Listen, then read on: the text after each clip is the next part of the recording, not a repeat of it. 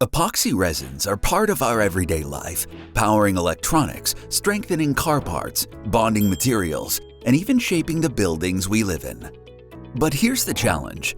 Most of today's epoxy resins rely on bisphenol A and other chemicals that pose risks to both our health and the environment. Now imagine replacing those harmful ingredients with something renewable, something nature already provides. Our new technology makes it possible.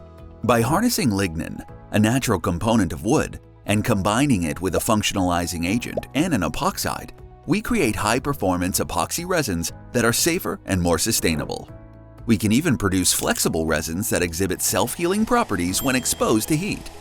Our bio-based resins maintain the strength, heat resistance, and durability that industries rely on for making cars, coatings of electronic circuits, and building panels. They also help reduce dependence on fossil-based chemicals and support a circular economy. Together, we can transform everyday materials to be both high-tech and nature-friendly, building a cleaner future one resin at a time.